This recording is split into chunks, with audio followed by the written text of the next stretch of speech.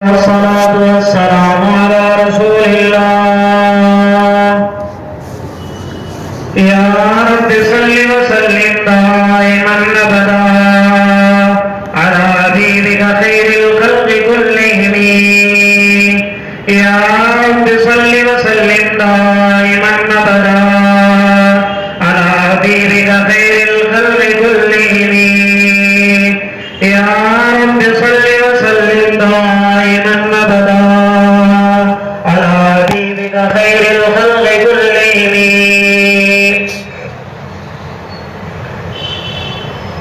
اللہ رب العزت نے یہ کل کائنات کا بیچ سینٹر اللہ نے بیت اللہ کو بنایا.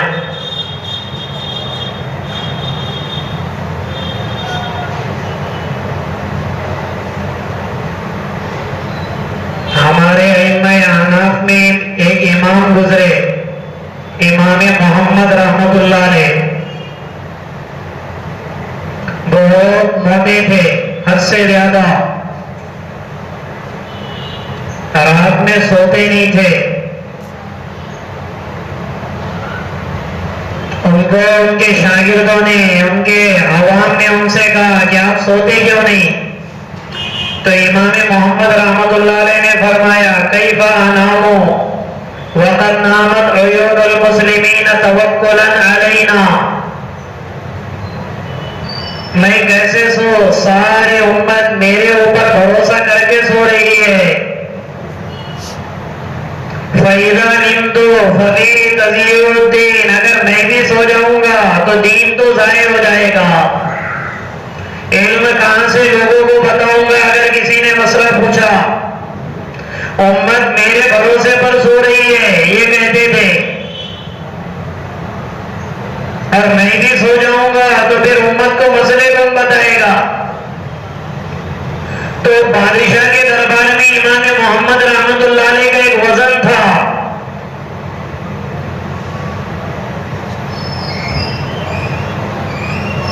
تو ہر جس طرح لوگوں میں ہوتے ہیں الگ الگ طبقات، ویسے اہل علم میں بھی ہوتے ہیں. کوئی علمی، کوئی عملی، کوئی حلوائی، کوئی درباری.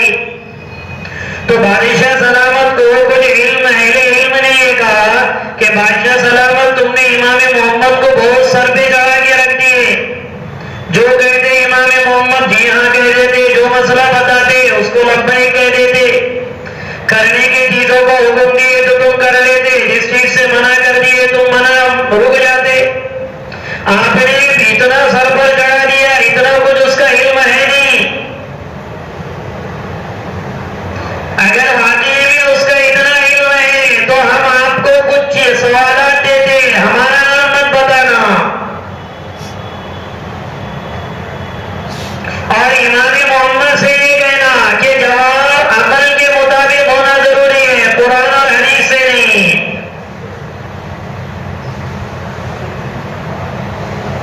تو بادشاہ سلامت نے کہا ٹھیک ہے میں پوچھتا ہوں، حالانکہ عقل کا، علم کا کوئی جوڑ ہے نہیں. ضروری نہیں ہے کہ آپ کوئی کھڑے ہو کر کسی عالم سے سوال کرے اور وہ پھٹک سے آپ کو جواب دے دے. بعض مرتبہ علم مستحضر نہیں رہتا ہے تو بعد میں بتا دیا جائے. تو یہ تعلق علم کا ہے، عقل کا تو ہے نہیں. آپ یہ کہیں کہ بھی بتاؤ بھینس زیادہ کالی ہے یا کوئلہ زیادہ کیا کالا ہے؟ اب وہ عالم نے نہیں بتایا تو کیا یہ بھی کوئی عالم ہے؟ اس کو بھینس میں اور کوئلے میں فرق نہیں آ رہا. اس کا تعلق الگ ہے. تو امام محمد رحمت اللہ علیہ کو نیچے بتانے کے لیے کہ امام محمد کا اتنا کوئی علم نہیں ہے تو آپ نے سر پہ چڑھا کر رکھ دیا اسے. ہم آپ کو کچھ سوالات بتا دیے، اس سے کو جب وہ دربار میں آئے تو عقل سے جواب دینا، علم سے نہیں، قرآن اور حدیث سے نہیں. امام محمد رحمت اللہ علیہ جب بادشاہ کے دربار میں آئے تو دیکھا رنگ بدلا ہوا تھا دربار کا. بادشاہ سلامت نے کہا کہ امام محمد ہم آپ سے کچھ سوال کرنا چاہتے ہیں. اس بڑے مجمع میں آپ کو جواب دینا ہے، کتابوں سے جواب نہیں دینا ہے، عقل سے جواب دینا ہے. امام محمد رحمت اللہ علیہ سمجھ گئے کہ بادشاہ کو دو ہی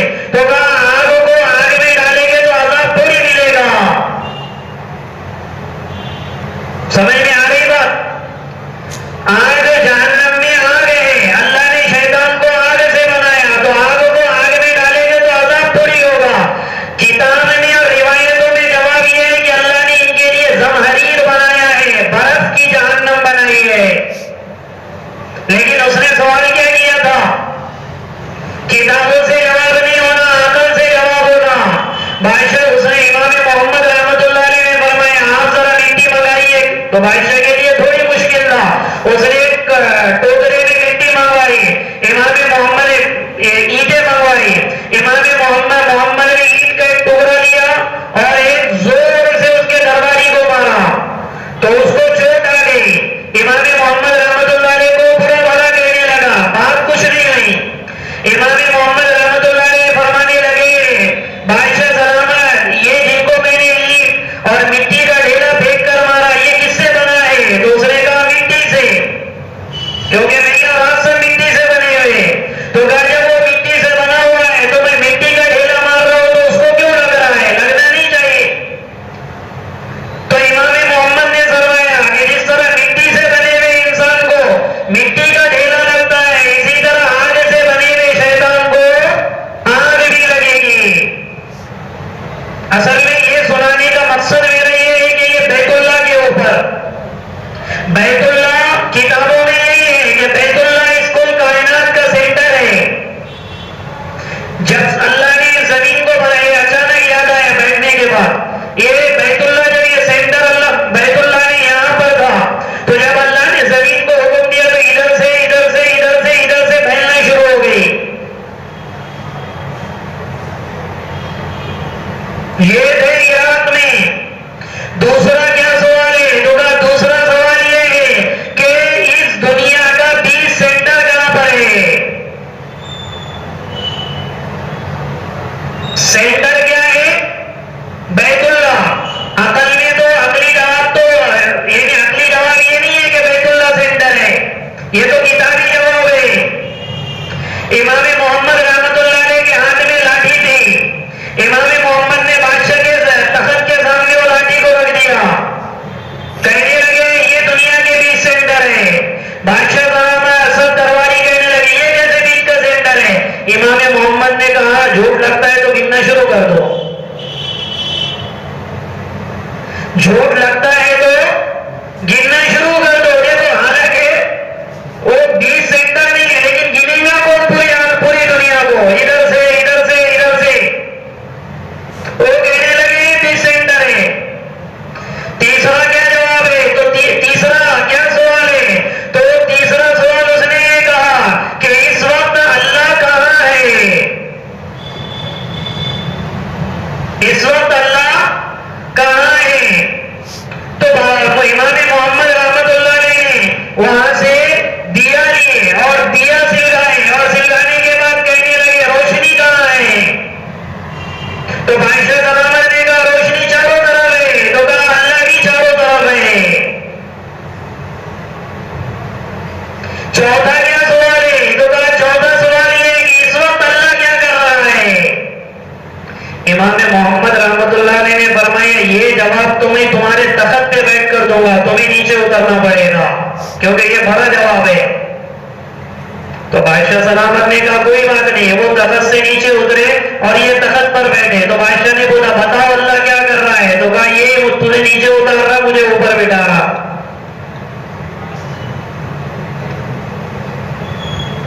بیت اللہ کو اللہ نے جس سرزمین کو چنا یہ دنیا کا 20 سینٹر ہے. پہلے آدم علیہ السلام کے لیے اس کی تعمیر ہوئی, پھر اس کے بعد حضرت نوح کے زمانے کے بعد ابراہیم علیہ السلام, اسماعیل علیہ السلام کے ذریعے, اور تیسری مرتبہ جو بڑی تعمیر ہوئی وہ محمد رسول اللہ صلی اللہ علیہ وسلم کی عمر مبارک جب 35 سال کی ہوئی تو ابراہیم علیہ السلام کے بنا میں 2 دروازے تھے, ایک داخل ہونے کا ایک نکلنے کا, اور دروازہ بالکل زمین میں تھا. چھت بیت اللہ کی نہیں تھی, حتیم کا جو حصہ تھا وہ بیت اللہ میں داخل تھا. لیکن جب بنانے شروع کیا تو عربوں نے یہ کہا کہ ہر قسم آ کر بیت اللہ میں گھس جاتا ہے, اس لیے بیت اللہ کے دروازے کو اونچا کیا جائے. تو بیت اللہ کا دروازہ اونچا کیا گیا. پہلی تبدیلی جو زمین کو لگا ہوا تھا وہ اونچا کہ اگر بعد میں کوئی سیلاب وغیرہ بھی آ جائے تو بیت اللہ میں پانی نہ داخل ہو جائے. دوسری جو تبدیلی انہوں نے کی بنائی ابراہیمی میں یہ کی, اس وقت اللہ کے نبی کی عمر مبارک 35 سال تھی.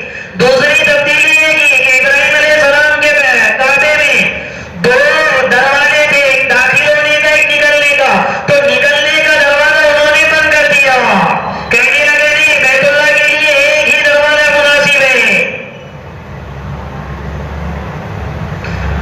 بیت اللہ پر چھت نہیں تھی تو کہنے لگے آسمان سے پانی برستا ہے تو پورے بیت اللہ میں آ جاتا ہے، اللہ کے گھر میں، تو کہنے لگے کہ اوپر چھت ڈال لی جائے، تو اوپر چھت ڈال لیے اور وہاں سے میزاب رحمت نکالے، جو میزاب رحمت ہے نا حتیم بھی گرتا ہے، حجاج کرام جو جاتے ہیں ان کو پتا ہے، یعنی حتیم کا جو حصہ ہے اس میں وہ میزاب رحمت ایسا گرتا ہے، یعنی بیت اللہ پر جب پانی آتا تو پانی جب چھت پر آتا ہے، پہلے ہمارے نہیں پرنالے چلتے، میزاب کہتے ہیں پرنالے کو، میزاب رحمت، رحمت کا پرنالا، تو وہ نکالا ہوا ہے تو اس پر سے پانی گرتا، اب تو وہ لوگ حتیم کو بند کر دیتے بارش کے موقع پر، ورنہ پہلے تو اس کے لیے وہاں پر اس پانی میں غسل کرنے کے لیے کبھی کبھی لوگوں کے خون بھی بہہ جاتے تھے، کیونکہ بیت اللہ کے اوپر سے آیا ہوا پانی ہے، میزاب رحمت سے آتا ہے، تو وہ بڑا بابرکت پانی ہوتا، تو لوگ اس میں غسل کرنے کے لیے بہت زیادہ دھکا بکی کرتے، تو جس میں سے بہت سے زخم آلود بھی ہو جاتے، اور چوتھی تبدیلی انہوں نے یہ کی کہ چونکہ بیت اللہ کی اس تعمیر کے لیے حلال پیسہ ہی ختم ہو گیا تھا، ہمارے جیسا نہیں، تھوڑے وہ پیسے ہوں گے تو مسجد کا سنڈال بنا دیں گے، ناجائز پیسوں سے، سود کے پیسوں سے مسجد کا بیت الخلا بھی نہیں بنا سکتے،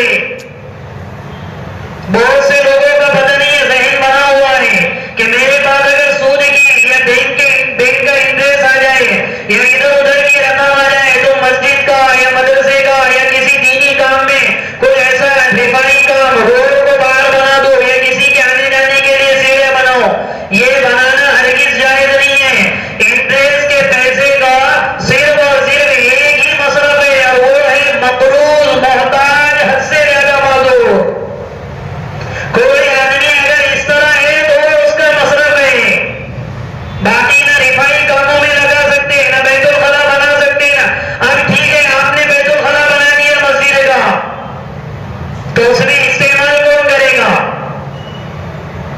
نہیں، اور آپ استعمال کریں گے اسے تو جو ناجائز پیسوں سے بنا ہوا ہے میرے لیے اس کا استعمال کہاں سے جائز ہوگا؟ اس لیے ایسے پیسوں کا صرف ایک ہی مصرف ہے، اس کے علاوہ کوئی دوسرا مصرف ہے ہی نہیں اس پیسے کا،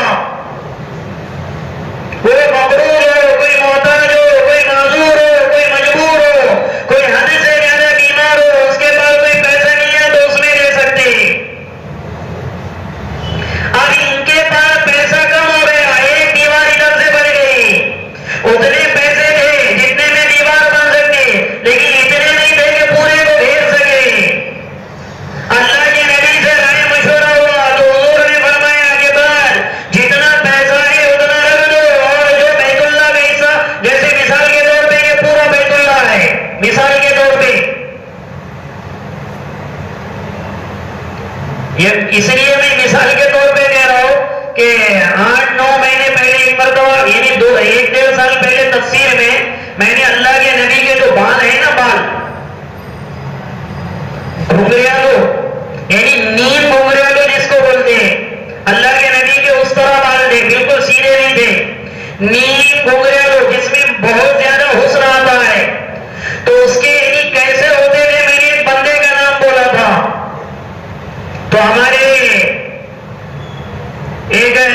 یعنی بدعتی حضرات میں ایک صاحب یہاں آئے تھے اور میں یہیں پہ بیٹھا ہوا، وہ آئے، ہم 2-3 حضرات بیٹھے تھے تفسیر سے پہلے، کہنے وہ یہاں جو تفسیر کرتا ہوں وہ گاڑی بولے مفتی مفتی، تو 2-3 لوگ تھے، یہ مامو ٹیلر، جمیل بھائی، انہوں نے بولے کیوں بولے تو صحیح، نہیں بولے حضور کی شان میں بہت گستاخی کر رہا ہے بولے آج کل، تو میں نے کہا یار میں ایسا ابھی بولا نہیں میں انہیں کہ میں بولا ہاں یار وہ کرتے ہیں لیکن انہوں نے کیا کیا، تو وہ کہنے لگے نہیں، انہوں نے حضور کے بالوں کی تجویز جو تھی تو کہا آنے کے ایک انسان سے دی، میں نے کہا یار وہ غلط بات ہے، نہیں دینا چاہیے تھا، تو نہیں ہے تو پھر انہوں نے کہا یہ مارتے کہ ان کو مارو، جبکہ وہ جو تجویز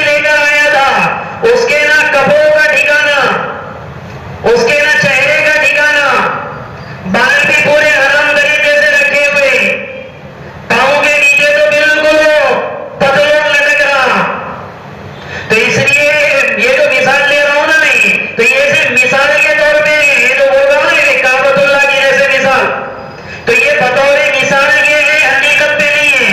اب جیسے یہ بیت اللہ ہے، اب یہ دیوار بنانے اب یہ یہاں سے لے کر یہ یہاں سے اتنی دیوار اور اتنی دیوار، تو اتنی لمبی پوری دیوار بنانے کے لیے پیسہ نہیں ہے۔ اگر ہے تو حرام کا ہے، حلال کا ہے تو صرف اتنی دیوار اس میں بن سکتی ہے، یہ دو دیواریں ادھر سے نہیں بن سکتی۔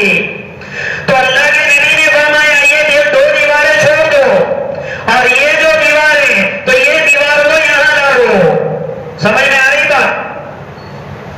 باقی کا یہ حصہ کھلا چھوڑ دو۔ اور علماء محدثین نے لکھا ہے یہ اللہ ہی کا احسان تھا جو اس وقت اس زمانے کے لوگوں میں یہ ذہن میں آیا تاکہ میرے اور آپ کے جیسوں کے لیے اللہ کے گھر میں کوئی نماز پڑھنے کا موقع ملے، ورنہ اگر وہ بھی بیت اللہ کی دیوار میں ہوتا تو بادشاہ ہی جاتا تھے۔ بیت اللہ میں تو ہمارا اس زمانے میں بادشاہ جاتے ہیں، عثمان بن طلحہ کے خاندان والے جاتے ہیں، ائمہ حرم جاتے ہیں، میرے آپ کے جیسوں کا کہاں نمبر لگے؟ اور اگر ویسا بننا ہے تو پھر ابو الحسن علی نے ندوی بننا پڑے گا، طارق جمیل بننا پڑے گا، مولانا غلام مستانی بننا پڑے گا، تب جا کے اللہ کے گھر میں انٹری ہوگی۔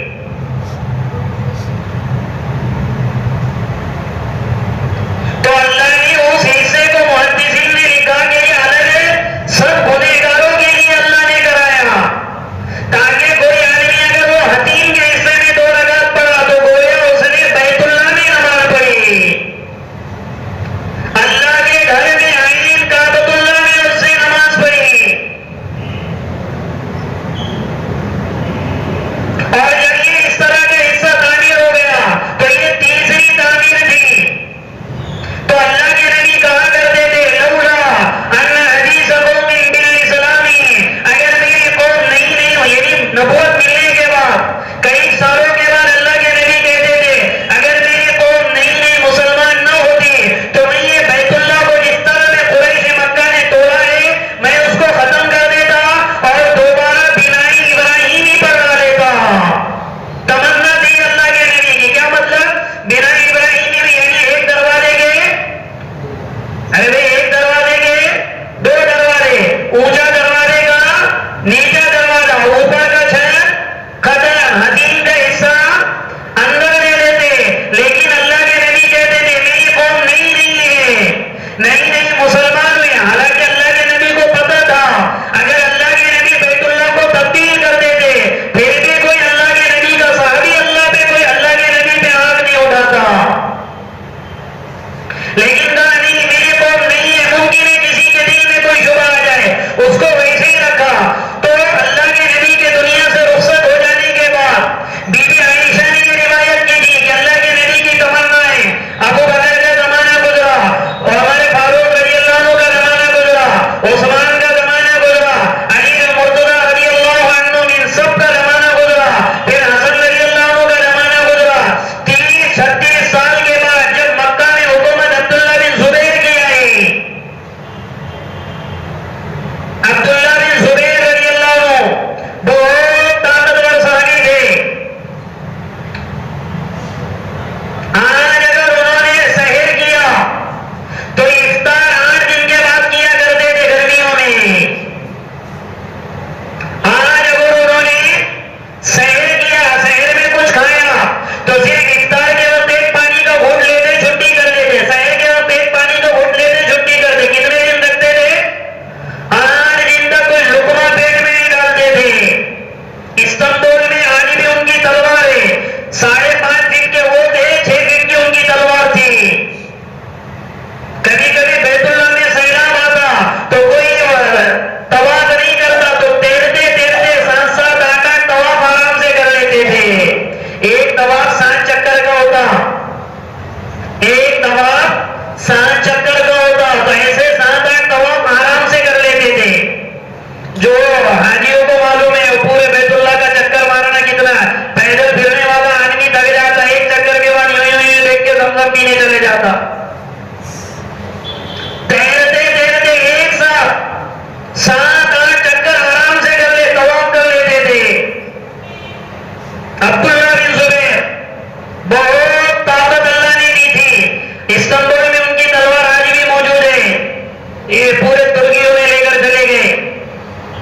استنبول کے میوزیم میں یوسف علیہ السلام کا امامہ ہے، موسیٰ علیہ السلام کا ڈنڈا ہے، اور بھی بہت تاریخی چیزیں.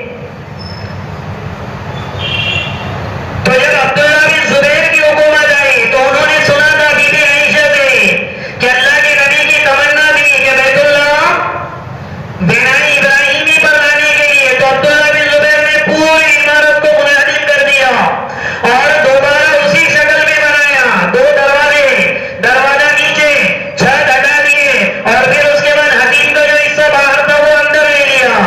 پھر مروان ابن الحکم کا زمانہ آیا، پھر ولید ابن مروان کا زمانہ آیا. تو ان کی بادشاہت کے لیے لڑائی جھگڑا چلتا تھا. تو اس وقت حجاج بن یوسف کو ولید ابن مروان نے بھیجا تھا کہ جاؤ یہ ہمارے ہاتھ پر بیعت نہیں کر دیں گے عبداللہ بن زبیر، ان سے زبردستی بیعت ہو. تو اس وقت حجاج بن یوسف کی جب فوج آئی تو اس نے بہت بڑے بڑے انجینئر سے پتھر پھینکے، اور پتھر پھینکنے کے بعد پورے بیت اللہ پر بھی آ کر لگے. پہاڑوں پر سے پتھر پھینکے تھے، بیت اللہ بھی بہت سی جگہ سے ٹوٹ گیا. حضرت عبداللہ بن زبیر بھی زخمی ہو گئے. تو اب وہ تنے تنہا جب نکلنے لگے تو اپنی ماں سے ملنے لگے.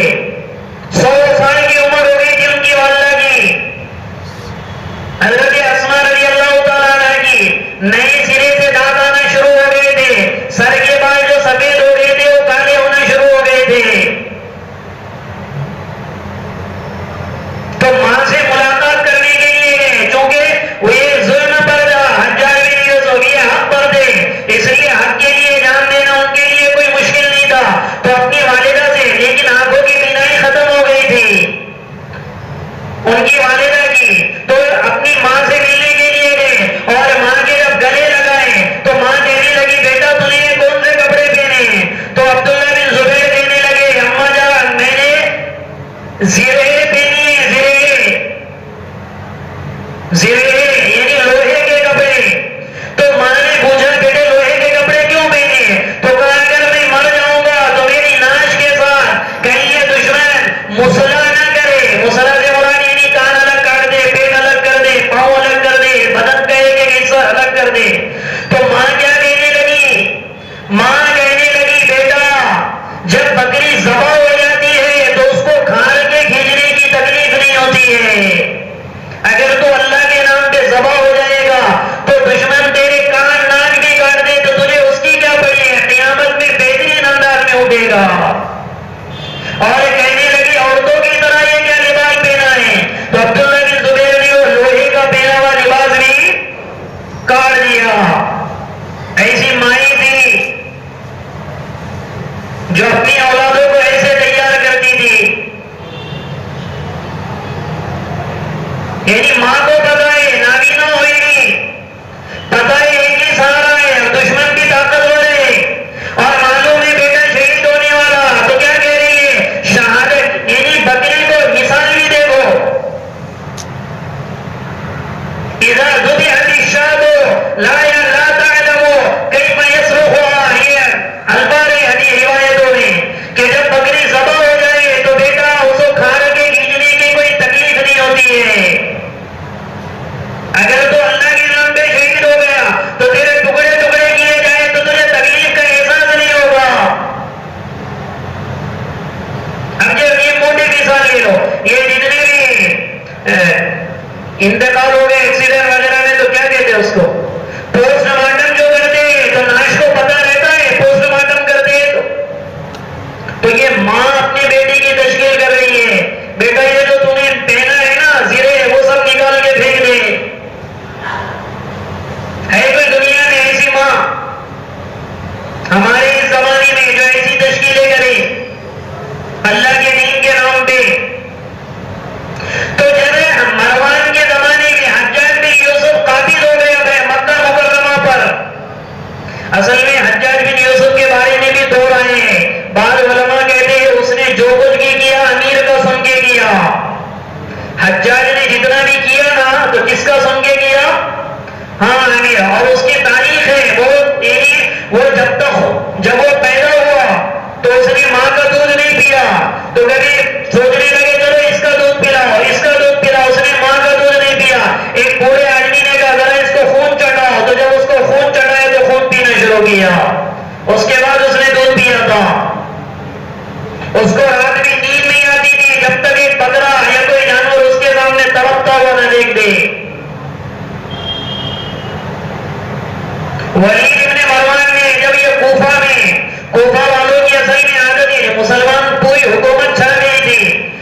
کوفہ میں جو مسلمان تھے ان کی عادت تھی، وہ جو بھی ان کے اوپر نیا امیر بن کر آتا تھا اس سے بغاوت کر دیتے تھے، کوئی بھی نیا امیر بن کر آتا اس سے بغاوت کر دیتے تھے. اور بغاوت کی علامت یہ ہوتی تھی جب جمعہ میں خطبہ دینے کے لیے وہ امیر کھڑا ہوتا تو کنکریاں باہر سے لے کر آتے تھے اور اس طرح ہاتھ میں رکھتے تھے. جمعہ کا خطبہ ہونے سے پہلے پہلے کنکریاں پھینک پھینک کر مارتے تھے اس کو ذلیل کرنے کے لیے. تو یہ کوفہ میں بھیجا ان کو، اس کو امیر بنا کر حجاج کو. تو جب وہ خطبہ دینے کے لیے کھڑا ہوا تو سب نے کنکریاں اٹھا لی. تو حجاج کہنے لگا مجھے ایسا لگ رہا ہے کہ فصل تیار ہو چکی ہے، ابھی خطبے کے بعد ساری فصل کاٹ دوں گا. یعنی کیا مطلب؟ سر سب کے اڑا دوں گا. تو جنہوں نے کنکریاں اٹھائی تینوں کنکریاں چھوڑ دی. تو مسلمانوں میں جو آپس میں کتنا فساد تھے اس کے لیے وہ بھیانک آدمی تھا. اس نے قانون بنایا تھا عشاء کے بعد کوئی باہر نظر نہیں آتا تھا. یہ اس کا ہی قانون ہے جو یہ پولیس پیٹرولنگ کرتے ہیں نا، یہ حجاج بن یوسف کا قانون ہے. عشاء کے بعد پھر آتا تھا، رات میں جو بھی ملتا تھا صبح میں اس کی گردن اڑا دیتا تھا، کچھ نہیں دیکھتا تھا، نہ آگے نہ پیچھے. عشاء کے بعد جو ملا اس کی گردن. تو اس زمانے میں عشاء کے بعد تو سب سوتے تھے اور تہجد میں اٹھ جاتے تھے.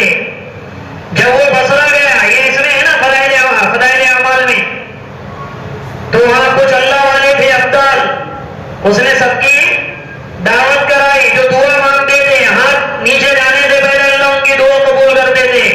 کتنا ہوشیار تھا، کھانا دعوت بہترین انداز سے. وہ ان کو بھی آنا ہی پڑتا ورنہ ان کی بھی، وہ سب اللہ والوں کی بھی گردن اڑا. وہ آئے زبردستی نہ چاہتے ہوئے بھی.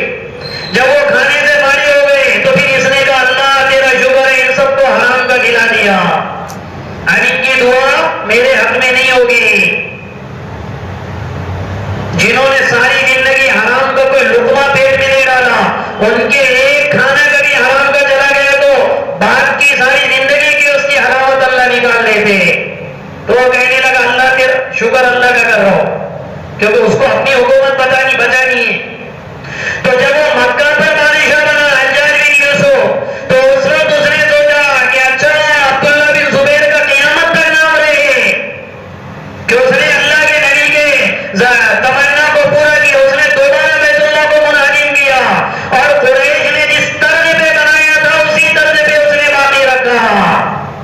یعنی دو دروازوں کے بجائے ایک دروازہ، نیچے دروازے کے بجائے اوپر کر دیا. چھت نہیں تھی تو چھت ڈال دیا. دین کا حصہ دوبارہ. تو اس نے ظلم و زیادتی بہت کی، لیکن اس کا ہمارے اوپر ایک احسان یہ ہے کہ اس نے حدیم کا حصہ ہمارے لیے کھلا رکھا. پھر بعد میں اور بادشاہوں نے سوچا یہ کرنے کے لیے کہ اس تعمیر کو ختم کر کے دوبارہ. تو اس زمانے کے علماء نے، بڑے بڑے علماء نے سب کو سمجھایا کہ اگر تم یہ اس طرح کرتے رہیں گے تو اللہ کا گھر باغیچہ اطفال بن جائے گا، بچے کا کھلونا بن جائے گا. جو بھی بادشاہ آئے گا نیا بنائے گا، جو بھی بادشاہ آئے گا نیا بنائے گا.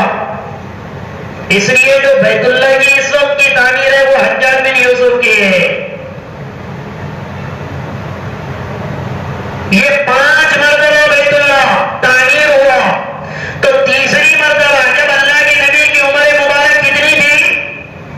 35 سال. اس وقت اللہ کے نبی کے زمانے میں بیت اللہ تعمیر ہوا تو وہ حصہ حدیم کا ویسے ہی کھلا رکھ دیے. پھر جب 36 سال 37 سال اللہ کے نبی کی عمر ہونے شروع ہوئی تو اس وقت اللہ کے نبی کہتے ہیں کہ مجھے عجیب عجیب خواب آنے شروع ہوئے.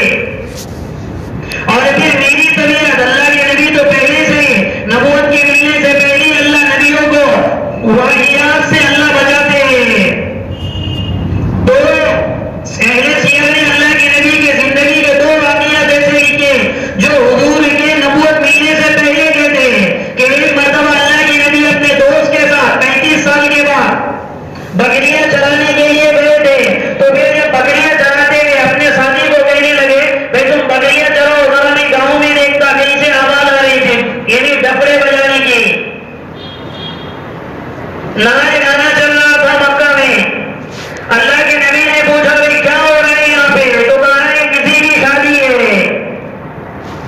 تو کہا ناچ گانا، تو کہا ناچ گانا ہو رہا ہے. اللہ کے نبی وہاں پر شریک ہوئے. جیسے ہی حضور فرماتے میں شریک ہو گیا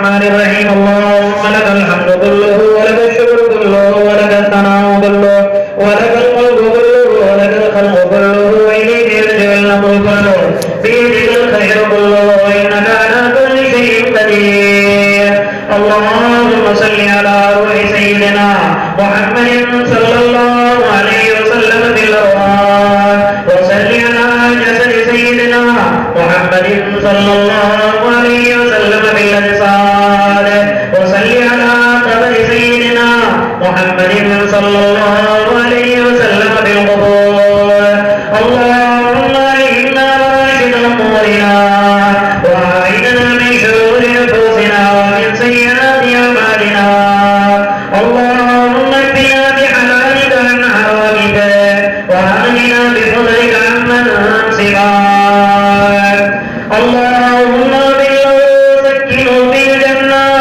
اللهم اجعل قبره روضة من رياض الجنة اللهم بالله سكنه في الجنة اللهم اجعل قبره روضة من رياض الجنة اللهم بالله سكنه في الجنة اللهم اجعل قبره روضة من رياض الجنة وصلى الله تعالى على خير خلقه محمد وعلى آله وأصحابه أجمعين برحمتك يا